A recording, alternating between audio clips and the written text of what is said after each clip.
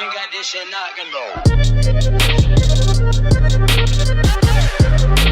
Alrighty, and we are back with another episode of the Not So Cool podcast. Yeah, man. And it's episode 46. Yeah, I knew that this time. You did, and we have another special guest for y'all. All our guests special? All of them are special. That's why we have them on here. Okay, all right. You know what I'm saying? You're right. Don't do that. Mr. Joseph West. What's up, guys? Yeah. Oh, he's going to hit us with the dreamy voice. Yeah. Yeah. What's up, guys? Hey, guys. You know what it is. It's Mr. West in the building. Yeah, man. Oh, man. Those of y'all who probably are not familiar with Joseph West, can you give us a quick little backstory just in case people don't know? Yeah, wedding photographer here in Houston. I do a lot of destination weddings and mainly here in Houston also. Okay. So we're going to start probably with the cliche questions. Just, how did you get started? What made you want to pick up the camera? So I previously did IT. So my whole life I was kind of a computer nerd, computer geek, and I worked in the IT world up until 3 years ago. But I think in 2008, I went to Gosell School of Art, which is a museum and fine arts art school, and just was bored and needed something to do after work. And a buddy of mine, which is actually I owe a lot to him, he gave me this old Yashica, like black and white, or just a Yashica film camera, 35 millimeter.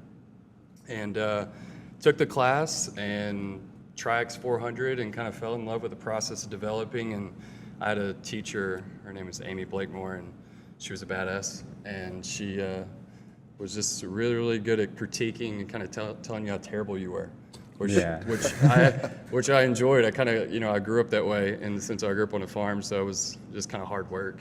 And every picture I brought her, she'd be like, you can do better, you can do better. And I shot my first wedding, I think 2010. This week will be 8 years. Wow. July 4, 2010. Which is crazy. Just realized that. Time goes by fast. Yeah, it does. Shot at some good friends of mine, like the reception, and I just fell in love with it. I mean, from there, it was just like, people connecting, and it kind of just drew me to it. So. Did you take that class here in Houston? I did in Houston, yeah. They just redid the building. And where are you from? East Texas. East Texas, So okay. I grew up, Okay. I know you guys had Greg on, and so we have a little connection. We went to Lamar. We were actually at Lamar at the same time, but we never met each other, which is pretty interesting. Oh, dope. So, yeah. Lamar. Oh, Beaumont. Yeah. Beaumont. Yeah. Okay. Yeah. Big money, Texas. Hey. No. There's not much money there. No. So we're just talking. So you and your wife, y'all both do wedding photography, We do, correct? yeah. And her name is what again? Melissa. Melissa. Okay. Yeah. So Melissa West. So let's Make sure she knows that. Yeah. Melissa West. So when did you start? So when you did your first wedding, how did you know this is what you want to do? Like this is it. I don't think. Or was it that first wedding? I think it took a while to realize this is what I want to do. I think a lot of that was probably confidence, of knowing. I had a great job, to be completely frank, and I'd only done IT. I'd left college, left Beaumont. I wanted to get to Houston as soon as possible, get to a big city. Yeah.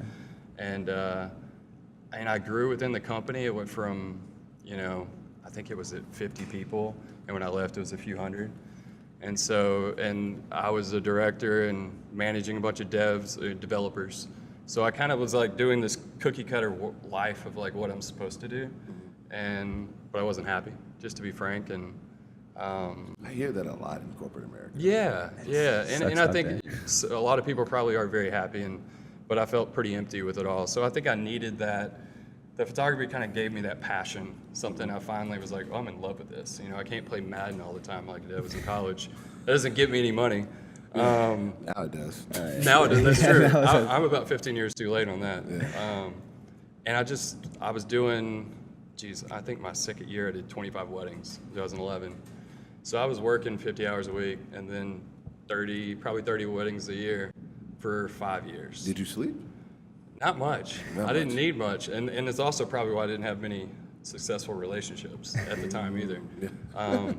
But yeah, and then Melissa came around, and it kind of developed from there. And she understood, as a photographer, she understood the lifestyle. So is she originally a photographer as well? She wasn't. She originally, she was a marketing director for here in Houston for a nonprofit. So we both left our jobs. Cheat code. Right Yeah, there. that's true. That's true. But yeah, I think it just kind of developed, and I think as soon as I realized that I could, do this, I could, I guess, support myself financially. How I grew up, it probably wasn't the best means of situation. I was, grew up poor. And so just to be frank and having that, standard paycheck is something I really probably tied myself to a little bit. And so until I started realizing that, like, I can make money without anyone telling me what to do, I didn't have the confidence to do so. And so once that just kind of hit, and I realized that a lot of the people I worked with weren't the smartest people in the world. No. What you think as a young man or young woman. And I realized, I can do this. I can step out and make it happen. So. Okay. Questions? No? I got some. Okay. Yeah, go ahead, Okay, I got some. So you and your wife are both doing weddings. How does that relationship work? You have two photographers that are husband and wife. Yeah. I guess you probably helped her get into that. That's a common question I get from, because me being a father and being engaged, a lot of people, how do you manage the two? Yeah. So that is a very common question. And you find it's difficult? At times, like when I have those periods where I'm like really cramming out. Correct. I can say I'm like doing 60 hours of photography working a week. Easy. That's when I have a problem. And it's not a problem, it's just you have to vocalize to your partner that, hey, I'm really busy and Correct. Can you pick it up for right now? Correct. And there's times where I have nothing going on, and I don't want everybody to think that entrepreneurs have nothing, but we have downtime. Yeah, absolutely. And during the downtime, I'm just like, man, you go be free. I'll take my daughter. We're gonna go do stuff and things like that. So it's a give and take. And sometimes as a creative, you're like, well, I'm creating all this stuff, and I should just take, and that's usually when you're gonna be in an unsuccessful relationship. Absolutely. So what's your take on it? I think you have to manage the expectations. We were lucky enough where I was able to go full time first. We were already committed to each other at the time. I think honestly, I was working so much that she kind of gave me an ultimatum per se. She was like, "You're not gonna propose to me and also work 2 jobs because I'm gonna say no." I mean, she was kind of straight up with it. She was like, I love you and I want this to work, but you can't maintain this lifestyle. And so, I mean, I was waking up at 7 and going to bed at 2. And I did that for probably 5 years. But in the midst of that, I was building a business, so it obviously worked. And it's kind of hard to stop doing something that was working so well. But she kind of gave me that ultimatum. I was like, okay, that kind of forced me to think about, can I make this work?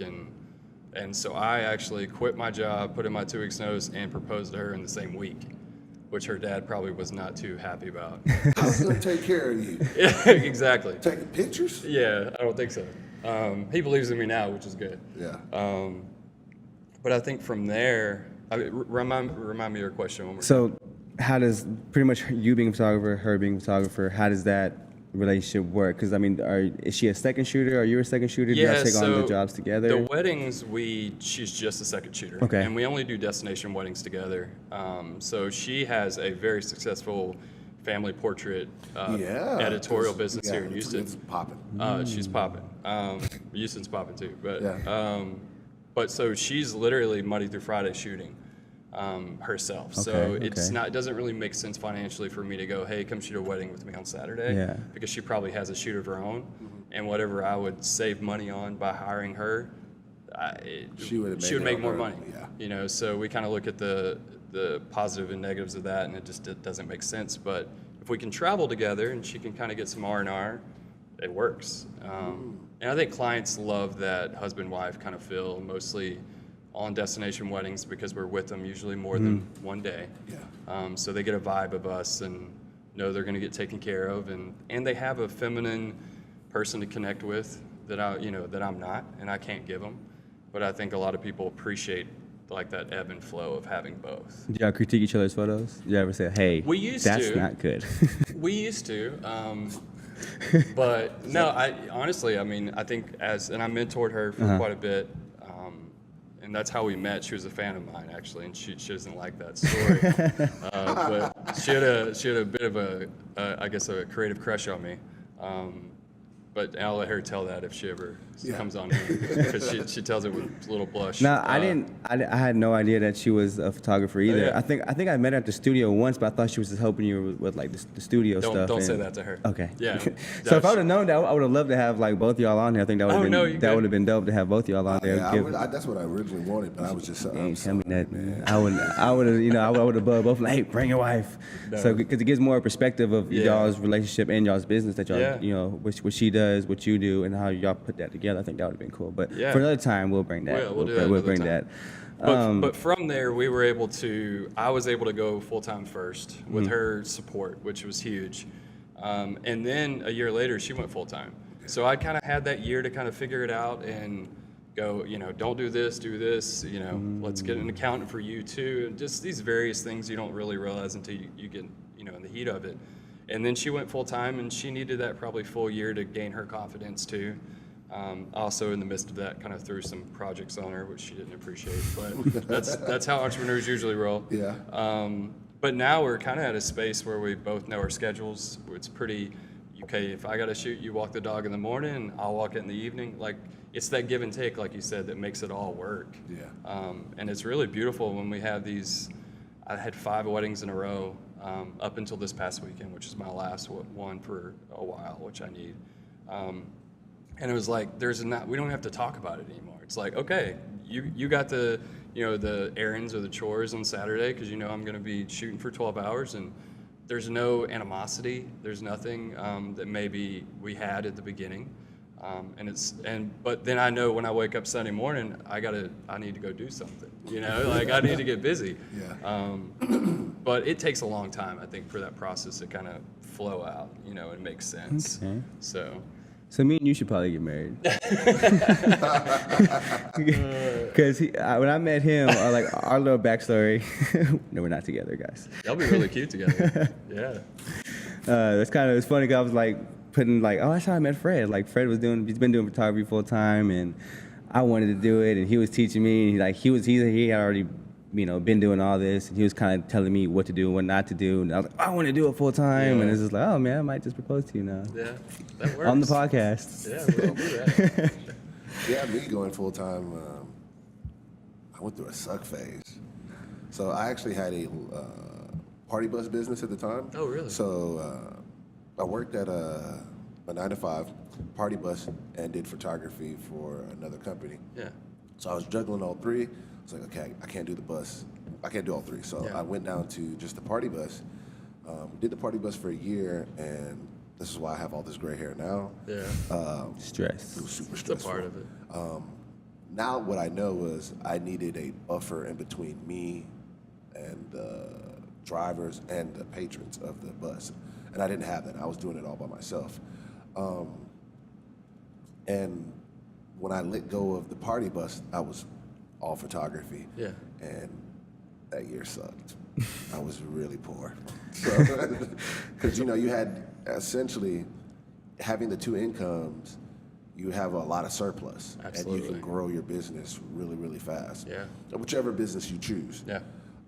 How did you deal with, like a lot, because I know that's a common thing for a lot of the guys who want to go full-time in photography, videography, anything they want to do. Yeah. How did you deal with that period of not having the same amount of income? Even though you had a wife who helped you out, Yeah, totally. it still wasn't the same. No, it definitely was not. And I'll say this, I give this advice to anybody.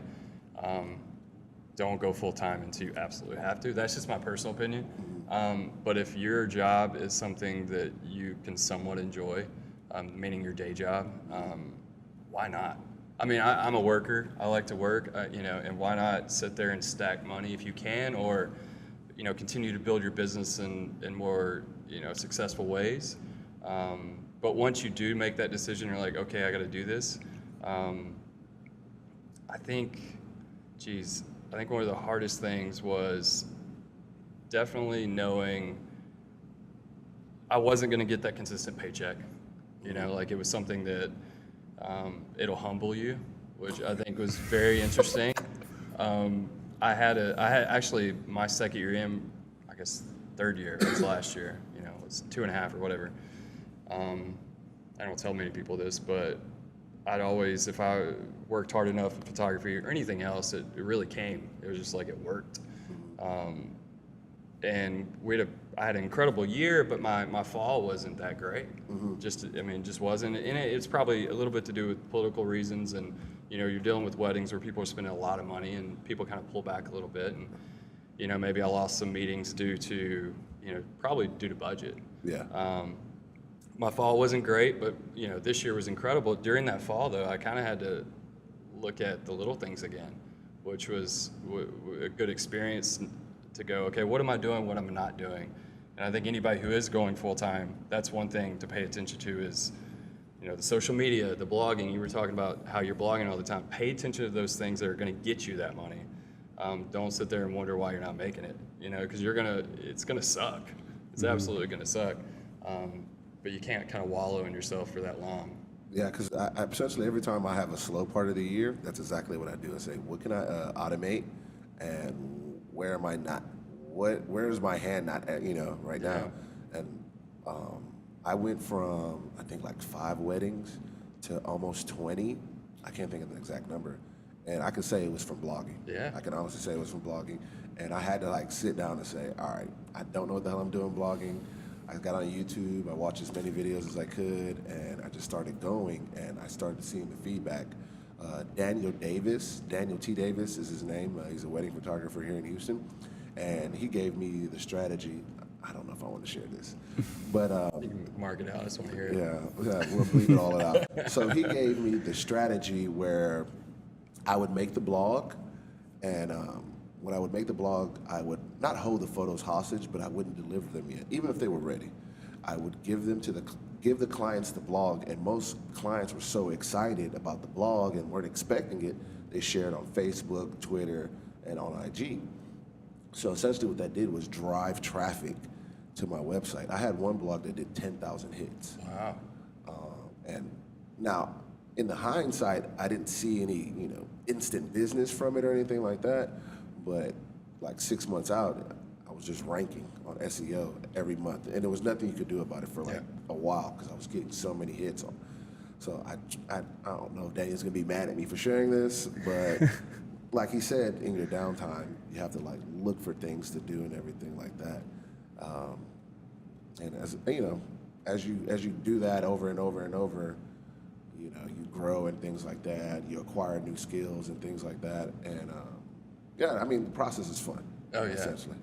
Well, I think one thing from that I learned, you get humbled a few times. You realize what those small things are very important. Super. That's what I'm learning right now. So responding to clients from him. like I used, if I'm, I think at one time, at 35 weddings, I'm nonstop. I really didn't have a studio manager at the time, which I do now, which is an incredible relief. But then it was just all on me.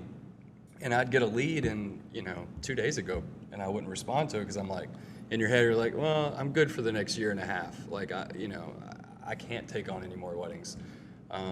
But just not responding in 48 hours, I'd lose that wedding. Yeah. And now it's something that I kind of keep to, where it's like, look, I'm going to respond within 24 hours, Monday through Friday, of every single email I can. And I do my best to do that. New tactic that I have for all the wedding guys. So I do get your number. That's what part of the contact. So when I get the number, not now. This is 2018. We got millennials, and everything's kind of different now. I don't know your age. 35. 33. I don't know why I said that out loud. Yeah. Just feel old now. I'm 27. Shut up. So we're from an era where you get on the phone. Yeah. Some of these brides and groups, They don't like it. but they'll take a text message. They will. So I instantly, as soon as I get it, I don't even reply to the email. I'm just like, hey, what's up, guys? This is Fred. You emailed me, just letting you know I got your email, and I will be emailing you shortly. Boom. So now they're on alert for that email. And it also shows them that I'm very attentive and things like that. So that's a tactic. You know what you could do? You guys heard of If This, Then That? No, I'm not familiar. Okay, so it's an app that basically it's a code that, and you can use on your iPhone now. You could literally set up a lead to go to, and if it's from your website, and it will pull the phone number, automatically text that client for you, 100% from your phone. It'll just spoof your email address. And you So- can make up your own text. Yeah, your own totally. Automatically, it could even pull the name. Let's say if they put name as, Melissa, it'll pull that name and use that name, saying, "Hey, Melissa," and then put in your information. Yeah, You have to share that with me. I will. I will. See, I'm in my downtime right now. I don't have a thing. I don't think no, I have 3 in August. And then after that, I'm going to have to figure out a bunch of stuff. So I'm in my little period. So that was a really good, I love that. No, I think I got in trouble a few times going to work out and not telling my wife. And it's like, because I do CrossFit, so you're gone for an hour, you don't have your phone. And so I basically set one up when I'm in that geo perimeter, it automatically texts her, "Hey, I'm at CrossFit." So I didn't get in trouble anymore, which is pretty awesome. You have to answer your phone. "Hey, honey, I'm shooting a wedding. Yes, ma'am. Yeah. Yes, I'll bring that home. Yeah, okay. All right, bye." Absolutely. Hey, guys. That's how it works. That's how it works. Always answer the phone. Got anything, Mike? Yeah. So just because you just touched on CrossFit, I don't do CrossFit, but now I'm even more curious because I guess you're pretty. How often do you work out, first of all? How many days a week? I would you try say? 3 to 4. Okay. Now, yeah. And how do you balance doing all that and going to the gym? Because I think just like even for you, you kind of have that problem too sometimes. Where you're running when around. I get busy, Yeah. I stop going to the gym. I think I do too. I think anybody does. I'll go a week or 2 without it. It just happens. Mostly if you're traveling, which is even harder. But I think you just got to make it a priority. There's times I didn't, and I could tell. In the sense of, number one, I'm a lot more sore after a wedding or this or that. It kind of helps to be in shape. Yeah, it shooting does. these weddings 12 hours a day, running around. I did my Apple Watch, and I think I burned about 1,200 Oh, calories. absolutely. At the last wedding? Yeah, you burn like Yeah. 12. No, Work, but the last wedding we did, going up and down the stairs, that was tiring. Yeah. That was Have very you guys tiring. shot in the last 2 weeks?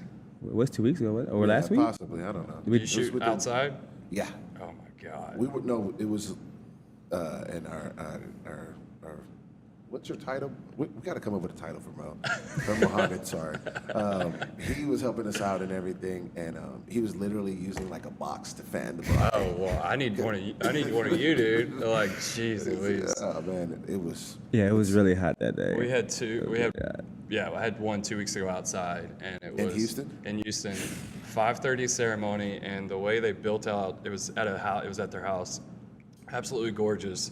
But the way they built out, I guess the walkway, the bride and groom were thankfully in the shadow, but everybody else was right there in the light. And so I'm shooting everyone walking down the aisle. I can't even see because the sun's right in my face. I'm just like, I hope this is in focus. Like, at this point, sweat's just running down my face. I hate when that happens when it's coming down and coming down here. Yeah. I've been wearing a hat recently, just so I can at least have some shade and not all in my face from my hair. So it was nasty that day. So how did the West Studios come about? How did that start? Oh man. Because it's a pretty big name here in Houston now. That studio. That's awesome to hear. I would say because I have a lot of people asking me, "Hey, have you ever shot at the West Studios? Are you familiar with the West Studio?" I'm like, I I've could been honestly there. say you guys on the top 5. Yeah. Well, I appreciate that. I really do. It did not. We didn't expect that by any means. I think it was a scratch your own itch. I went full time. Melissa went full time. I had the house to myself during the day, and suddenly she's at home, and I'm like, I'd come out to the living room where normally I'd just like, I don't know, throw in a game and play for 10 minutes just to relax, and she was there, and I'm like, I don't think this is gonna work very long. Just to be real, and for both of us, you need that little breather, you know? And so I kind of had the vision of, we need somewhere to work, and I also have the mentality of anything I could do to make money from anything I do, I'm gonna do. Yeah.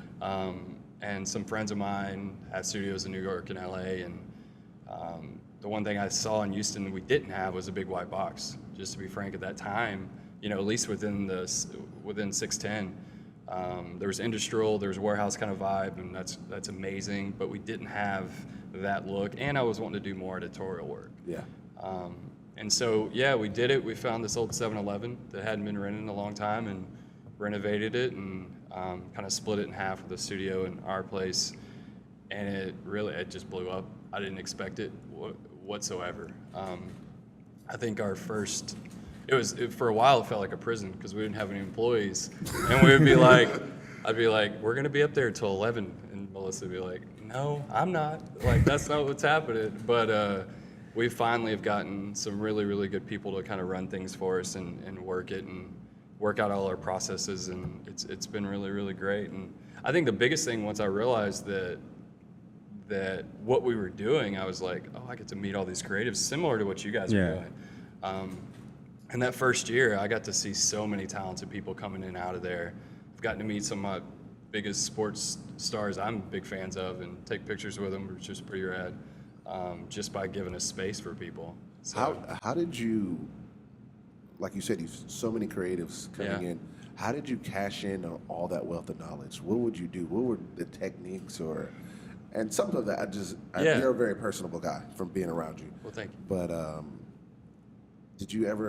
was it an organic thing, or did you have that on your mind? Like, no, I think it was organic. I mean, I didn't realize how much of from the branding aspect, I had no idea what it was going to do to us. I didn't realize it really is the best advertising model we could have ever picked. I mean, no matter what magazine or any kind of ad we could have ran, it wouldn't have been better than that.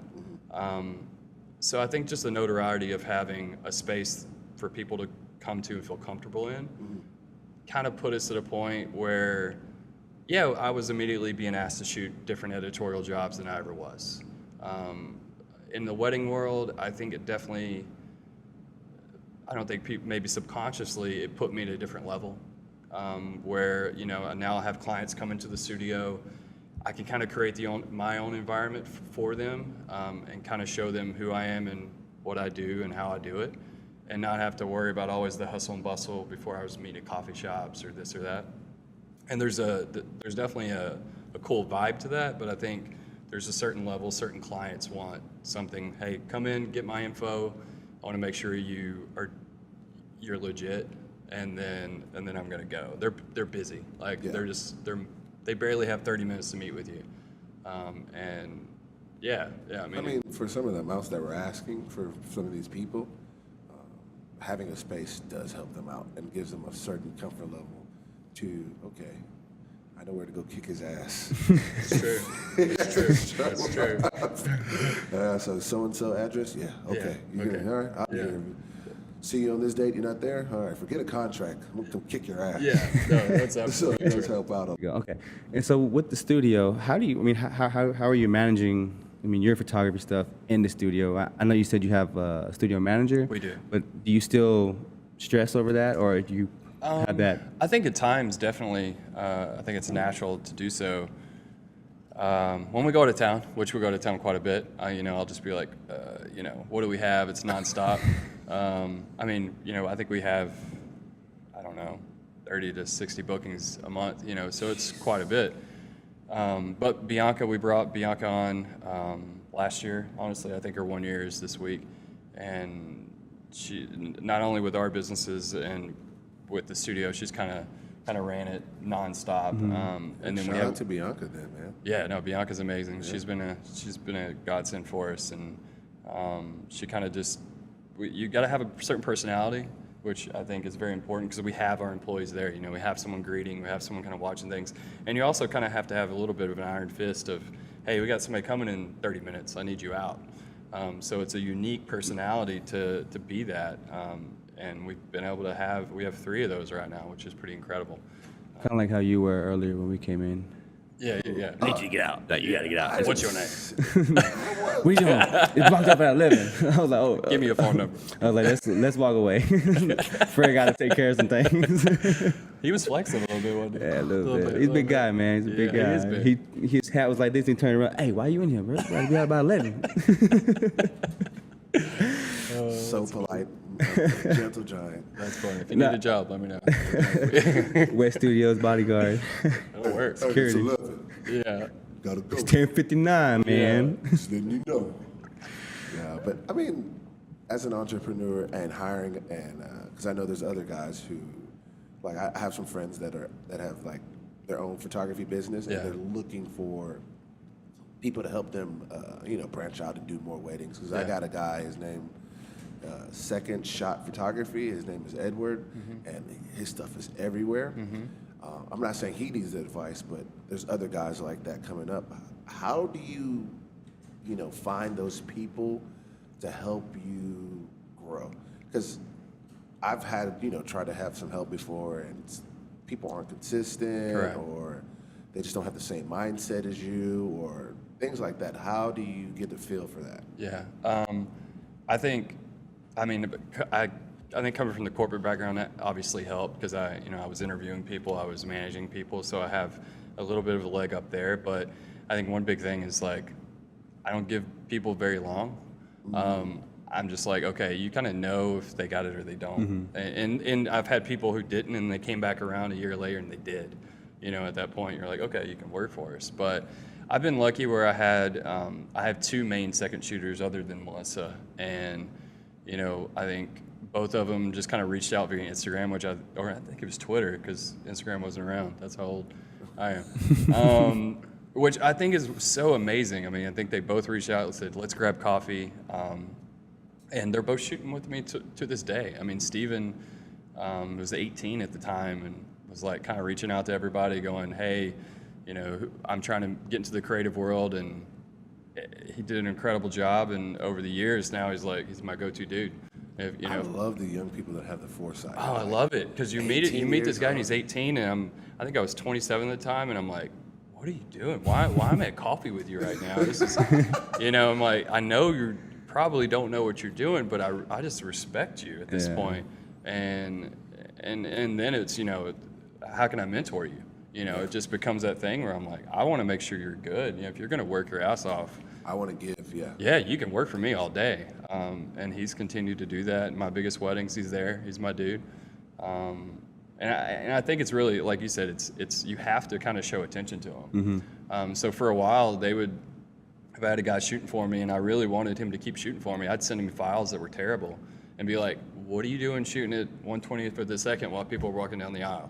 Yeah. That makes no sense. There's motion. Yeah. So I mean, I kind of don't hold back on that critique. And I think is important. I mean, don't be passive about stuff if you want people to be better.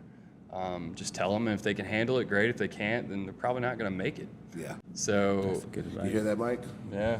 You're not going to make it.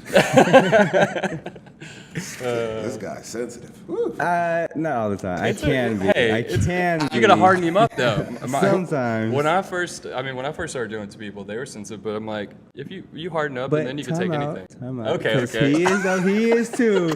Because we know both of us text. We'll see each other pictures like, yo, what do you think? Be for real. Tell me the truth. Be for real. And then he'll tell me, oh, it's cool. And I'm like, oh man, you suck. You go away. Then I'll tell him like, it's cool. I seen better. You don't know what you're talking about. I'm the best. So it was like both of us do it to each other. We're both like, be for real. But then we're both critiquing each other. We're both like, oh, you suck. You're a hater. Yeah. Like, go away. But I think that's great to have that. Yeah. I mean, to have that you can kind of go back and forth is very valuable. Who sharpens your iron, That I mean, sounded honestly. Whoa, hold on, Joseph. What do you answer? He's asking. Iron sharpens iron. All right. So who do you use to sharpen? Honestly, your I mean, I think who's next to me is my wife. I mean, so we got to a point where I was critiquing her work for years, and I was just kind of honest with her, and she'll tell you she didn't like it too much, but she'd show me stuff and be like, that's not good.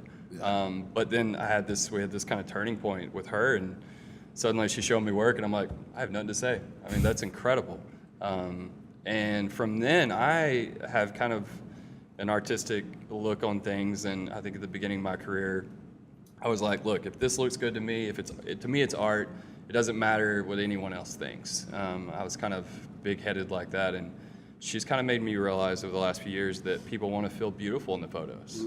Mostly I'm shooting weddings, right? I mean, of course, but I would go, and I love shooting dark stuff and the moody, and that's my vibe.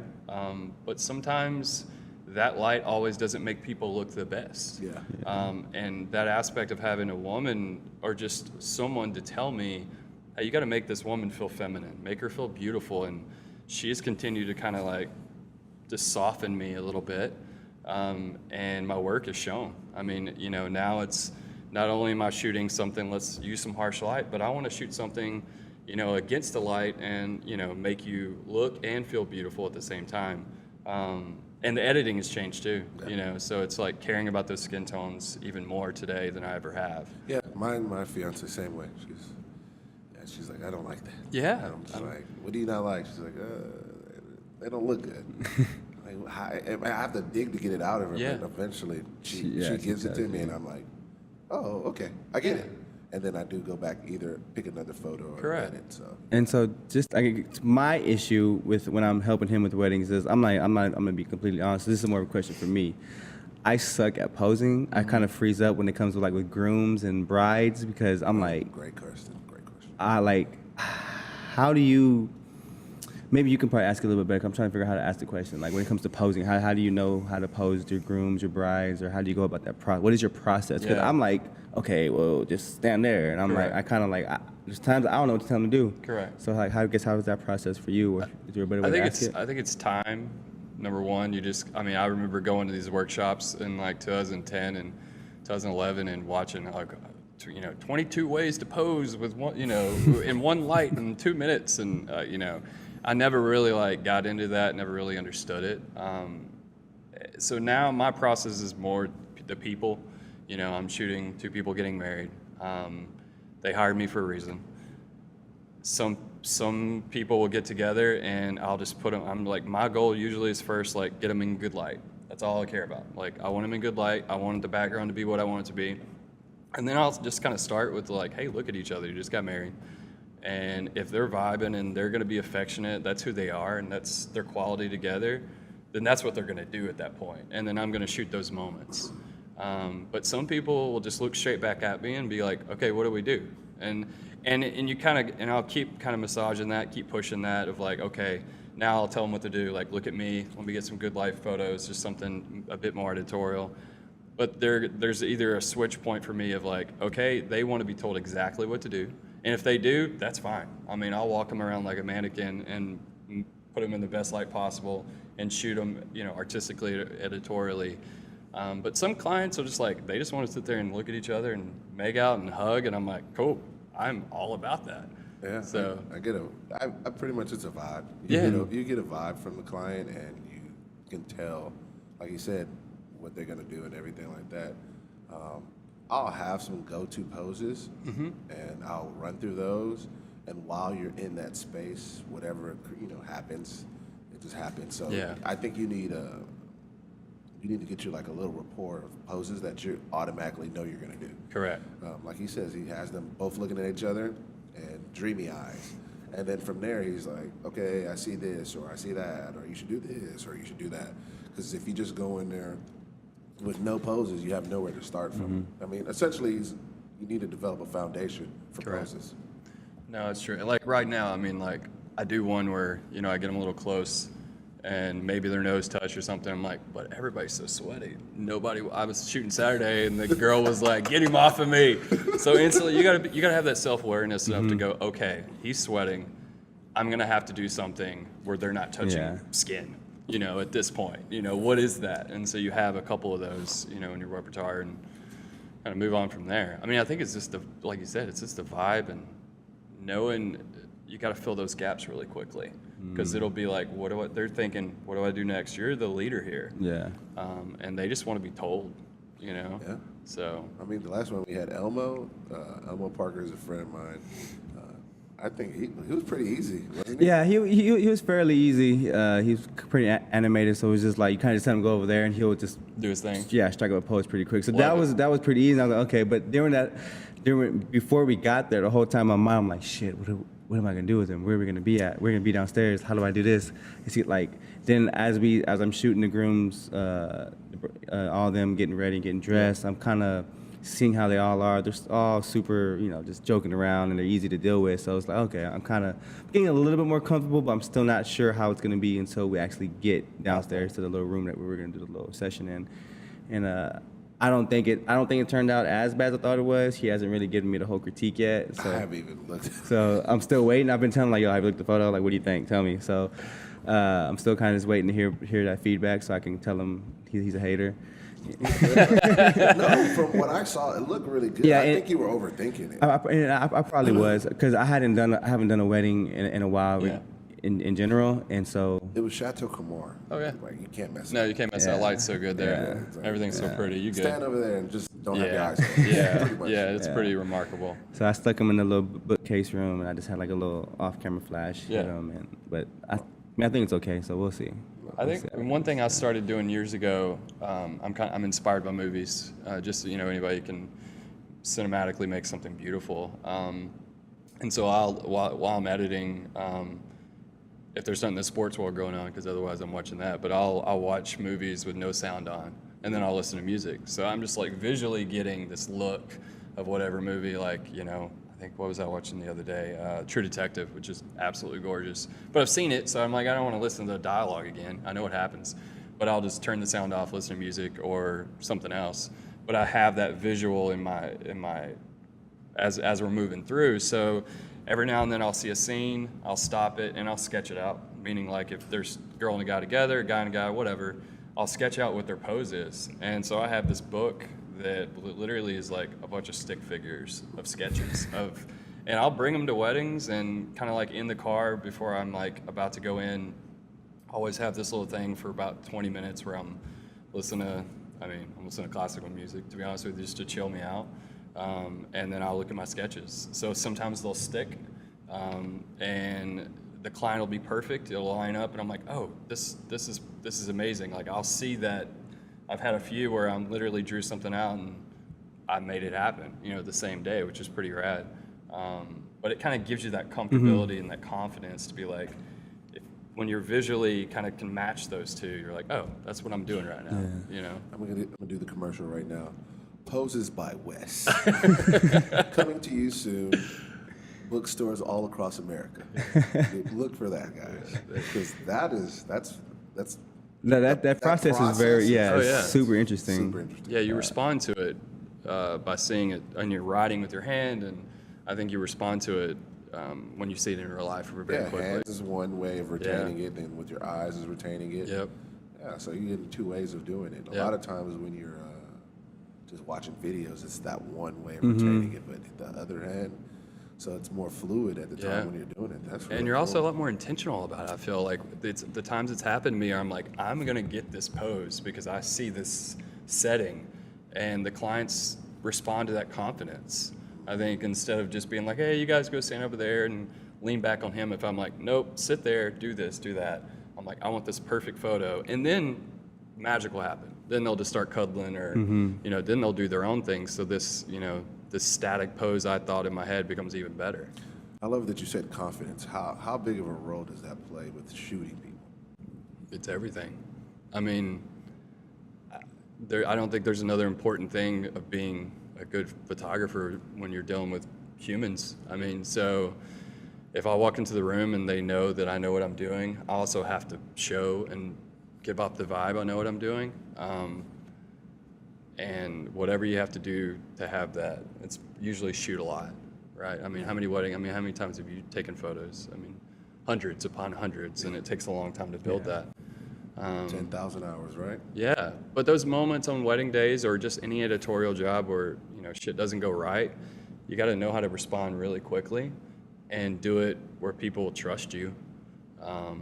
And I think that's, you know, sometimes that's just smiling and putting on a good face and then going, okay, I'll figure it out.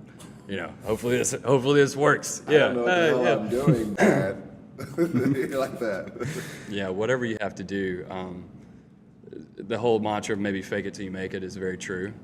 Because I've been in a lot of experiences where I'm like, okay, I've shot celebrity weddings where I'm like, you know, holy shit, I cannot believe I'm doing this. I'll just be frank with you. I'm like, oh my God. I mean, like, am I really doing this right now? But you're also like, these are just people. Yeah. You know? At the end of the day. Yeah, at the end of the day, they're just people, and they're getting married. They love each other. They want their moments to be told the same way the next person does. Yeah. Maybe I watched a movie that she was in 2 months ago, but that's not a big deal. Yeah. So I think, and another thing for me is realizing how important what we do is. Not that, you know, the weddings of, like, when I got married, the most important thing to me was those photos. Yeah. I mean, it was the time we had, but I have a few photos that I absolutely adore and I'll never forget. And I'm like, I think getting married and going through that process kind of reminded me of, like, how important it is what we do, because they're going to have them for a long, long time. Yeah, I mean, I don't think you're just taking photos. You're actually, like, making moments. You're cataloging some part of their life, and a lot of people don't understand that. So, because I try to explain that to a lot of my clients, and, you know, adding value is a phrase that in the wedding world that a lot of people have, and you add value when you explain to them, hey, your grandkids or your great grandkids are gonna probably know what you look like because Yeah. of these photos. Yeah. And a lot of clients want to just go the digital route. And I'm like, no, get a book, get some prints, Correct. because these are going to become heirlooms in your family. Absolutely. Because when I die, I'm going to pass. Like I have this necklace on, I'm going to pass it on to my children. I don't want. No, don't melt it down. Don't sell it. Don't. It's something to say this was my granddad's or this is my father's, and the photos and things like that. So yeah, it's cool that because you do what you do, you know the value of what you're doing. Absolutely. We said a cheat code earlier, and your wife and everything, and I think Mike had a question about that. Oh, yeah. So how has since your wife did have a marketing background when y'all first met, did that play a part in your photography when y'all met? Did she help you with like, hey, you should probably start doing this instead of this? Yeah, I definitely think so. I think one big thing was, bringing a little bit of beauty or flattery to what my clients look like. I think that was huge, kind of subconscious. Yeah, she makes everybody look good. She does. She makes everybody look so good. They don't look that good. There's no way. And so, I'll send her photos and be like, okay, which one's better? And I'm not asking like what moment's better. I'm like, where do they look better? Because that's what really matters now. Social media, she's incredible at. She posts every single day. She'll shoot these, newborns for 5 hours to get home and edit her top 5 or top 10, and she posts from that day. I'm like, I get home from a wedding and I don't want to look at a photo for the next, 48 hours. Yeah. But when I do, I think one thing she kind of pushed upon me is now I'm, shooting weddings, and within, the goal is within 2 weeks, I'm getting back previews, I'm getting back family photos, I'm getting back some of those core pieces to clients. And that's a marketing thing that no one sees on the outside, but on the inside, it just is done nothing but drive referrals. And then, like my editing is, a bit vibey and, moody, and it doesn't always connect with the older generation. And so one thing, through talking with her has helped me. I edit all my family photos to look very basic. I mean, to use a word of like, I just pop the contrast, I add some color, a little bit of exposure, but it does not look like the rest of my work. And that's what they want. That's what her mom and her grandmother want. And it's been an incredible little strategy that's worked out really well. So give us the breakdown. When you shoot a wedding, what's your process from top to bottom, if you don't mind sharing? Oh, no, I don't mind sharing anything. So I'm kind of a data nut, so backing up in like 4 different spots. Yeah, I'm kind of crazy. I'm 2. Yeah, and that's 2 is great. 2 is great. But so that's number 1, is getting everything backed up, everything synced to make sure everything's there. And then hopefully within 1 to 2 weeks, Bianca will go in and kind of pull out all the family photos, because those are going to be the easiest. And then I'll go in and from there pull out basically my favorites, just like ones that I kind of feel tell the story a little bit, and also details for the coordinators. Because at a point in where I'm at, let's say I shoot 30 weddings, 20 weddings are with coordinators. And just they do something similar to what we do. They want their work to be shown in a positive light and soon. So the more I can give them, the better. So I edit those also, and then I'll kind of tell a story now with 25 to 50 photos, and that's what my clients get is, basically a preview. They don't get 1 to 2, they get a bunch now. And so that also helps me on the end. So I'm 8 to 10 weeks for my edits currently. So, but when I get to that point where I start editing, I already have somewhat of a look that wedding's going to have. I have a grade already because I spend a little bit of time on that 25 to 50. So I'll get to, the 8 to 10 weeks, start working. It usually takes me, depending how big the wedding is, 1 to 4 days to finish. And then I use Pixie for my online proofing. I do a slideshow for all my clients. Majority of my clients do get albums. So once they get their files, then kind of Bianca takes over and handles, reaching out and kind of building the album from there. And then they get a big package with a bottle of champagne that says thank you. And That's it. You hear that, clients? If you buy albums, I'll get you some champagne. Yeah, it's true. It's true. So, do you sell prints though, or how? I do. Okay. So we're selling prints, as much as we can all throughout. I want to stress how essential selling, like on the bottom line, how important selling prints is. Like, For a client or for for your us? business and period. It's incredible. I mean, so I think a big part of me is I started by developing prints, right? So I still have all these black and whites I developed in a lab with chemicals, and I'm like, picture my nephew, who's like my son, when he was like 8, is something that I just hold very dear to myself. And I know how I feel about that, and I'm like, I know probably 90% of my clients feel the same way if they had a photo of someone very close to them. In print, it's just not the same to look at your iPhone. So we do as many sales as we can, to be honest with you, kind of drive that just to remind people. So like, I think we'll send out an email today for July 4th. Any President's Day. I mean, I'm a big fan of Dwayne Johnson, The Rock. We do a rock sale on his birthday. I mean, like, I don't care. Whatever we have to do to get people to remind or. So you send out email blasts, essentially. We do. Okay. This is for me, because Yeah. I'm horrible, but like, I have my Pixie set and I have like over 1,000 emails, and I just look at them, I'm just like, send something out. Where did you develop that yourself, or did you get with somebody, or? I think I followed, there was a guy named Jonathan Canales like years ago using Instaproofs, which right now we're actually still on PixieSet, and then we're on Instaproofs, which is not the best way to do things, but PixieSet's ability to send bulk email is not there yet.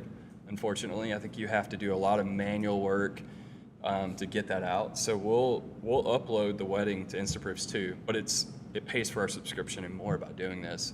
But for some reason, I think how their UI setup connects with older people more, the older generation. So we just get a lot more sales in Instaproofs than we do PixieSet. I don't know why, but I stopped doing Instaproofs for about 6 months, and it was a dramatic difference. So.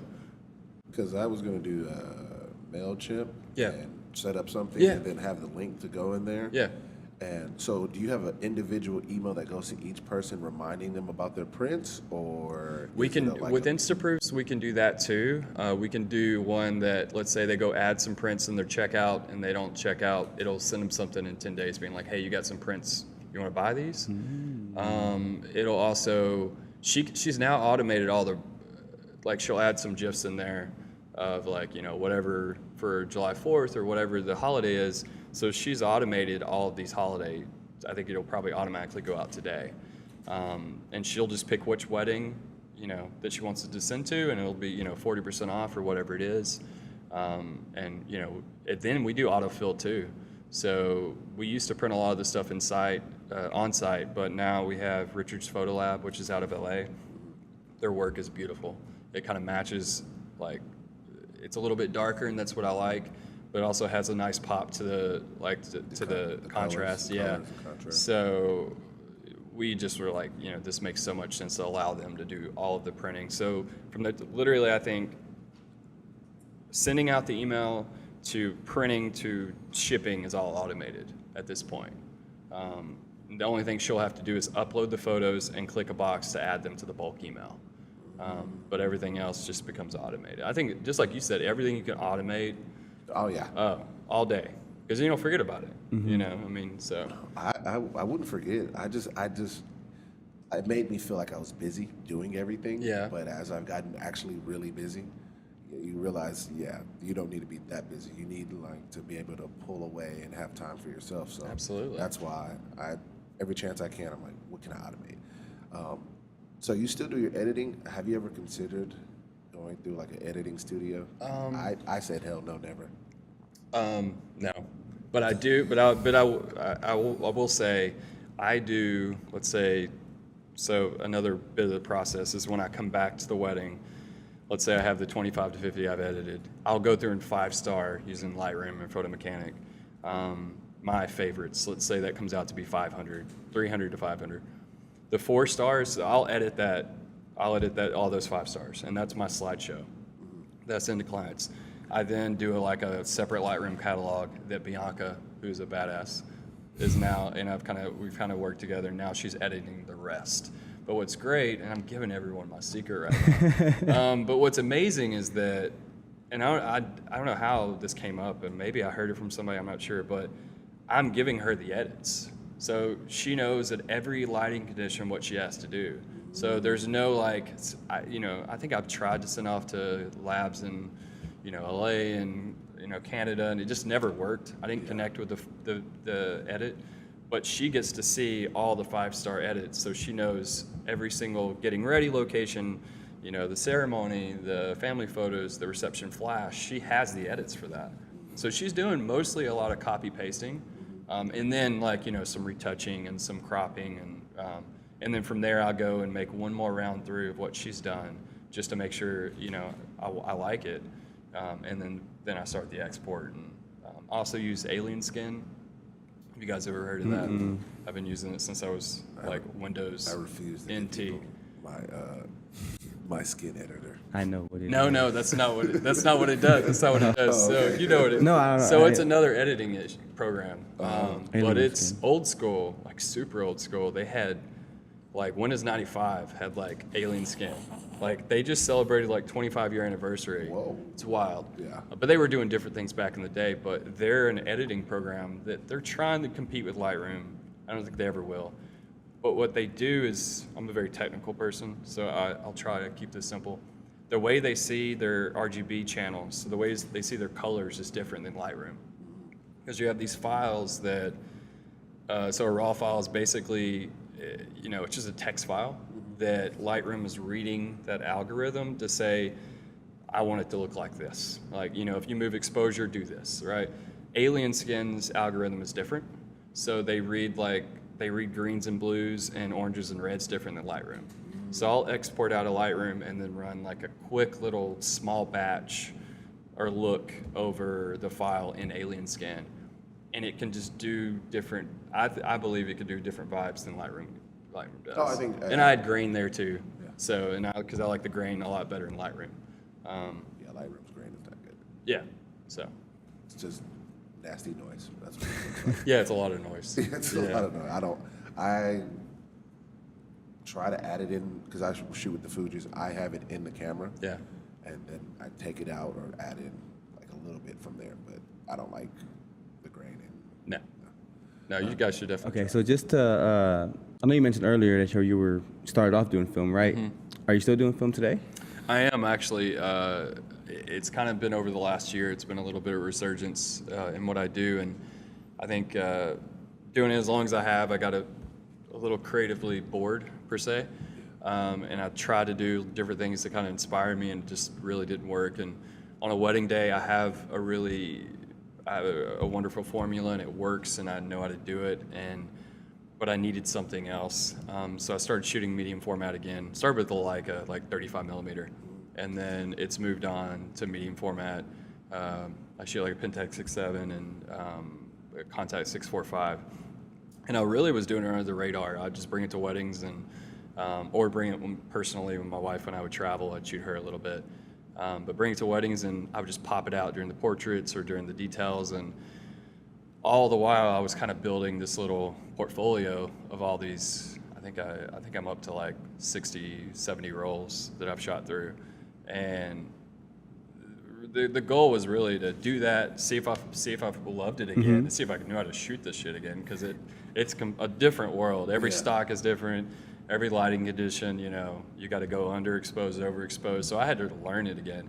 And as of 2 months ago, I actually started offering it to my clients as an additive. So let's say I shoot a travel wedding, and the clients want a bit of a different editorial look too. Also, let's say if I'm shooting something that's a bit more moodier, I also will bring a third photographer / film loader and shoot film at their wedding also.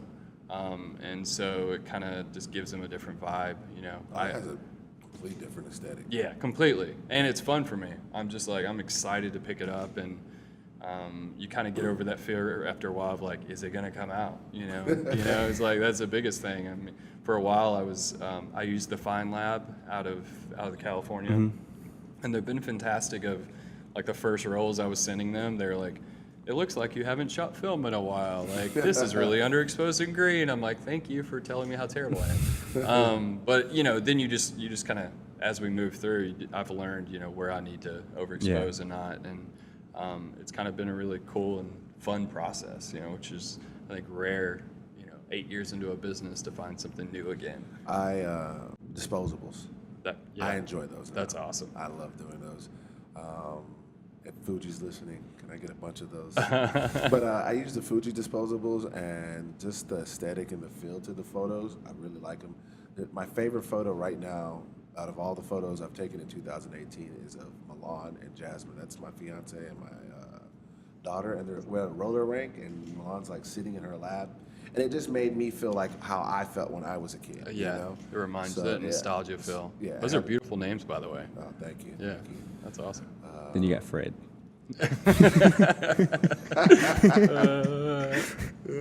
Keep him around. Humble you a bit. Yeah, he did. When I think I'm like cool and everything, it's bro. Nah, your name's 4 letters. That's it. Sucks. How many syllables? Nope. No, 2? That's it? Fred. No? That's Fred. That's just one. Yeah. Yeah, but let's segment away. Oh no, we actually wanted to do this. We're going to start implementing this in all our podcasts. And we'll put it on the website as well. What books are you reading? On the website is going to be what you're reading, but what books have you been reading? If you haven't read recently, what was the last book you read? 'Cause I feel like as an entrepreneur. Yeah, no, I definitely go in and out of like really obsessed, and then I'm a big podcast guy too, just depending on how busy I am. But I think I just finished. I'm Tim Ferriss. I love him. He's a kind of a lifestyle guru. I got off of him for a couple of years, and then he just put out a book called Tribes and Mentors, which is really just him interviewing kind of the most successful people in the world and how they kind of live their life. You know, is it their morning schedule? Is it what do they do in the morning to like how they are with their family? And it's I think he interviewed close to 25 different successful entrepreneurs. And what did you take from that when you read it? Oh man, I think that I didn't have to copy somebody else. You know, I kind of found a good vibe for my day, which I think is important as an entrepreneur. I think for a while I tried to be a morning person. And I did this whole like 5 a.m. wake up and go do, you know, like some yoga session. And I'm like, that's just not who I am. But you know, I don't need that. You know, I'm okay. I wake up at 8 o'clock, you know, walk the dog, get my work in. Usually I'm at a coffee shop from 8 to 12 and then, you know, work out at 5. But I work until 1 a.m. and that's where I get a lot of work done and I love it and it makes my work better. So I think that book kind of helped me accept that because there were several entrepreneurs that had the same schedules and they're billionaires, you know, not that money is everything, but obviously they have a foundation of success.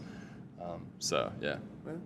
As I've gotten older, you know, money isn't everything. It's not happiness, but the stresses of not having the stress of money adds on to your happiness. It allows you to find happiness. I think in a lot of ways, or maybe a little bit clear-headed.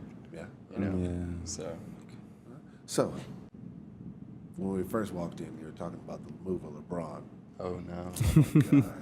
So how do you feel about him coming to the Lakers? I'm okay with it. I think it's a good move for him. I mean, obviously, I would have think it would have been lovely for him to come to Houston, but that's just not. Yeah, I didn't see make that one sense. happen. Correct answer. As long as you added Houston in there. You know, just like we didn't put a billboard up like we did Bosch and not get him. I mean, I don't know if you remember that. Bring that one back. But yeah, I think it'll be fun. I don't know if he's going to get through the Warriors. I mean, The West is going to be. Is he going to get through anybody? You know, because we gave CP the max. A lot of money. Which I'm scared of. Yeah, because he's kind of injury prone. And then I don't like the letting go to Ariza. I mean, do you think we let go, or do you think he said, "I want to be respected. I want some money"? No, he needs the money. Yeah. Because the thing is, we paid him once before, and then he went away. And Correct. We brought him back, not for as much. Now he's gone to go get his money. The dude's a great defender and I think a nice scorer and everything. He's a great element in a team. I don't know if he's the go-to guy. Where did he go? Golden State? Suns. Suns. Oh, I thought he went to Golden State. So how do you feel about LeBron? I like it. I like it. I think it's still time for him to get out of Cleveland anyway. He had nobody there.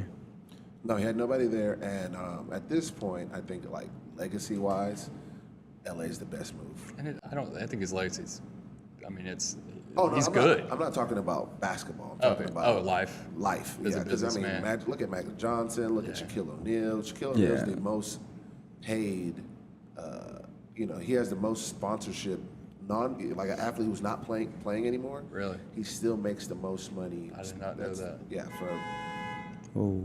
Oh, somebody yeah. honking at you. I don't know. Yeah, our studio's downtown. They didn't agree with that statement you just made. Shut up. They want LeBron to go to Philly. I thought he might have. If he wanted a ring. Yeah. But If he wanted to ring, he would have came to Houston. I think he was wants to be like a multi-billionaire. Yeah. At this point, how does he like? It's 34.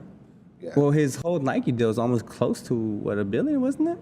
Wasn't it? But why He's not good. more? Why not more? No, I'm just saying, like he's like, it's like I was saying, like regardless if he wins, like I don't think money was the issue for him when he was coming to the Lakers. I think like he's gonna get money coming to the Lakers regardless. I don't think it's the money for him. It's just the things that he could do with more money for his community. I think that's what it is. Part of it. That's what it is. I think it'll be fun to watch him in LA, and gonna he's be- gonna bring he couldn't bring anybody to Cleveland. If you notice, nobody wanted to go to Cleveland, No.